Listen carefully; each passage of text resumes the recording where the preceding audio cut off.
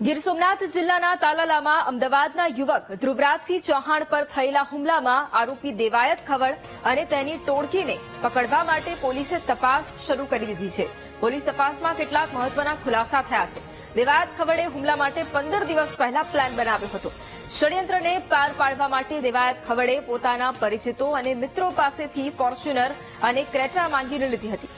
મળતી માહિતી મુજબ જીજે 18B9523 ની ફોર્ચ્યુનર કાર રાજકોટના કોઈ મિલનભાઈ દાવડાના નામે છે, જ્યારે જીજે 14BD8300 નંબરની ક્રેટા કાર અમરેલીના કોઈ મહેશભાઈ વરુ નામના વ્યક્તિની છે। પોલીસે આ બંને કાર માલિકોને પોલીસ સ્ટેશનમાં બોલાવી અને પૂછપરછ કરી તો જાણવા મળ્યું કે ક્રેટા કારનો માલિક મહેશભાઈ વરુ છે। અને આજ મુદ્દે સંવાદદાતા રોહિત પણ ફોન લાઈન પર છે। રોહિત, જે પ્રમાણે ગીર સોમનાથમાં હુમલાની એક ઘટના સામે આવી અને ત્યારબાદ દેવાયત ખવડ વિશે પણ અનેક ખુલાસાઓ અત્યારે સામે આવી રહ્યા છે, અત્યારે શું અપડેટ? એ ચોક્કસથી ખાસ તો જે દેવાયત ખવડ છે તેને 3 દિવસ પહેલા જે ખાસ તો અકસ્માત જાણી જોઈ કરીને જાનથી મારી નાખવાની જે કોશિશ જે અમદાવાદના યુવાન છે તેને કરી હતી।